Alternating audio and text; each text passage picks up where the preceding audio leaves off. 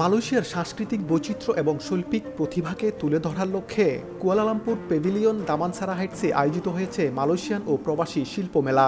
২৬ জুলাই আনুষ্ঠানিক উদ্বোধনের মাধ্যমে শুরু হওয়া এই মেলা চলবে আগামী ৪ আগস্ট পর্যন্ত, যেখানে প্রথমবারের মতো অংশ নিয়েছে বাংলাদেশ। এবছর মেলার আয়োজক প্রতিষ্ঠান সুরিয়াতা রিসোর্সেস এবং আর্ট মার্কেট মালয়েশিয়া। মেলায় বাংলাদেশ হাইকমিশনের তত্ত্বাবধানে women and e commerce Malaysia chapter অংশ নিয়েছে।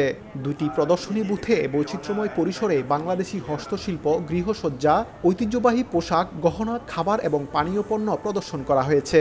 দর্শনার্থীরা বৈচিত্র্যময় বাংলাদেশি পণ্য, বিশেষ করে হস্তশিল্পের ভূয়সী প্রশংসা করেন। মালয়েশিয়ায় বাংলাদেশি পণ্যের ক্রমবর্ধমান চাহিদার প্রেক্ষাপটে প্রথমবারের মতো এ ধরনের গুরুত্বপূর্ণ মেলায় অংশগ্রহণের মাধ্যমে নতুন পণ্য, বিশেষ করে হস্তশিল্পের বাজার সৃষ্টির সুযোগ তৈরি হবে বলে মনে করেন দেশটিতে নিযুক্ত বাংলাদেশের হাইকমিশনার।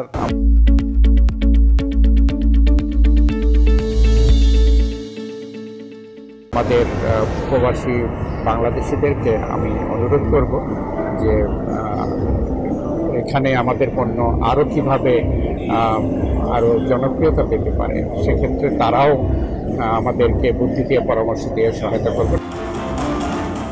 বাংলাদেশ মালয়েশিয়ার দ্বিপাক্ষিক বাণিজ্য প্রায় ৪ বিলিয়ন মার্কিন ডলার। এছাড়া মালয়েশিয়ায় বাংলাদেশে বিশ্বের ৮ম বৃহৎ বিনিয়োগকারী দেশ। মোহাম্মদ আব্দুল কাদের, সময় সংবাদ, কুয়ালালামপুর, মালয়েশিয়া।